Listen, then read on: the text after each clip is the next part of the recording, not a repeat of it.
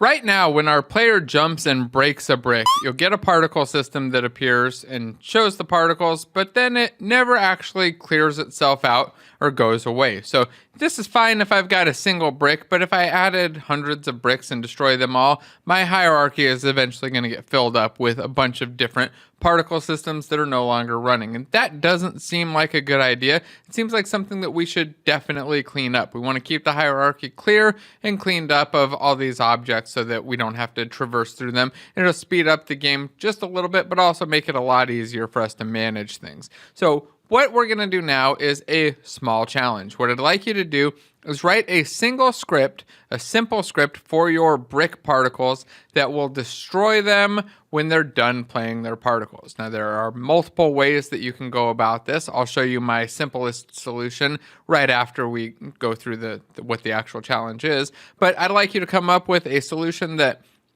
cleans up the bricks and just destroys them for now. We'll talk about pooling them and putting them back into a pool later, so don't dive that far ahead. Instead, just get rid of the bricks after they're done so that we can put as many as we want in here. We'll spawn bricks and then they'll despawn, and later we'll talk about some of the benefits or optimizations that we can do to make that even better. So go ahead and take this challenge on, create your brick particle script, and then see if you can figure out how to clean it up.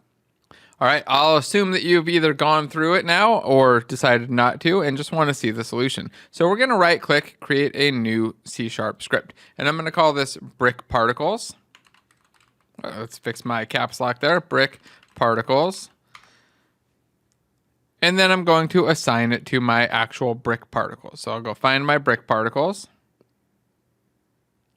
which is my prefab right in here, my brick break particle.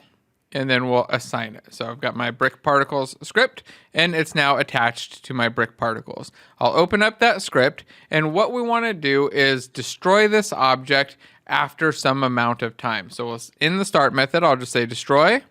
We'll pass in our game object, and then we'll give it a parameter for the amount of time to delay. And the amount of time that we want to delay is just going to be whatever that particle system's lifetime is. So I'm going to add a line up above to get our particle system. I'll say var particle system equals get component particle system. There we go. And then for our second parameter, I'll paste in that particle system variable. And here we have a duration, but that's not what we want to use. If I put that in, you'll see that we get a little deprecated message saying the duration of particle system in seconds read only, but right below it, it says particle system.duration is obsolete. The duration property is deprecated. Use main.duration instead. So what that's saying is this used to be the way to do it, but they've changed it, and now you want to actually access it through particle system.main.duration. That'll get rid of the error, fix the problems, and make everything work. I'll get rid of this update method and that extra line at the end. I'm even going to get rid of these two using statements that I don't need. All I need is that using Unity Engine. That's why they were light gray. So the light gray ones, I can just delete those out. I'm going to save, do a build, and now I should have particles that clean themselves up after whatever the duration of that particle system has expired.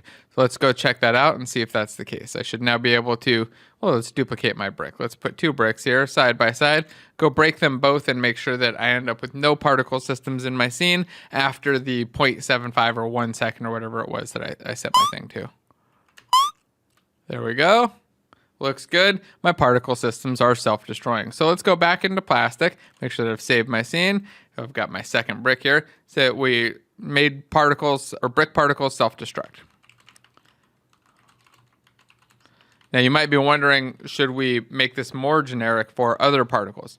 We'll do that later. Once we have some more particles, we can probably rename this to self-destroy particles or something else. But for now, we only have brick particles, so we'll name it for the thing that it is, and it's easier to find that way. Easier to manage, and then less abstract until we actually start to use the abstraction. So check that in.